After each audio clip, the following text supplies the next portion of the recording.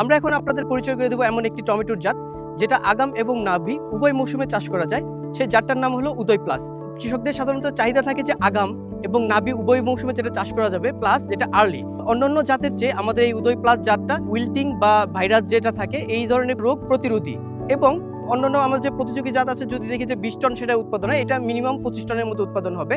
এছাড়া যদি আমরা দেখি যে এটার ক্লাস্টার যেটা, এটার মধ্যে প্রত্যেকটা গাছে যে অসংখ্য ক্লাস্টার হয় এবং ক্লাস্টার বিয়ারিং যেটাকে বলে, আমরা প্রত্যেকটা ক্লাস্টারে প্রায় 5 থেকে 7টা ফ্রুট থাকে, যে ফ্রুটের ওজন প্রায় 80 থেকে 120 গ্রাম পর্যন্ত হতে পারে।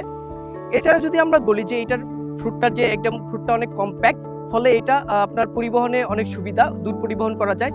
তাছাড়া এটার কালারটা 2-3 দিন যদি আমরা গাছে রেখে দেই, কালারটা কোনো নষ্ট হয় না, বরঞ্চ আরো 2-3 দিন পর এটার কালারটা আরো সুন্দর লাল টকটকে হয়ে যায়, যার জন্য বাজারের চাহিদাটা এটার বেশি। সেক্ষেত্রে আমাদের যে উদয় প্লাস জাতটা আছে এটার নিচে কোনো আপনার বুটার মতো বা আপনার নিপুল দেখা যায় না, এজন্য কৃষকের চাহিদাটা একটু বেশি। তো আমরা আশা করব যে কৃষক এই টমেটো চাষ করে অনেক লাভবান হবে, কারণ যেহেতু এটা আগাম এবং নাবি উভয় সিজনে চাষ করা যায়, যেহেতু নাবি সিজনে টমেটোর একটা ভালো চাহিদা থাকে, আমরা আশা করব কৃষক ভাইয়েরা আমাদের যে উদয় প্লাস জাতটা আছে এই জাতটা চাষ করে অনেক লাভবান হবে। ধন্যবাদ সবাইকে।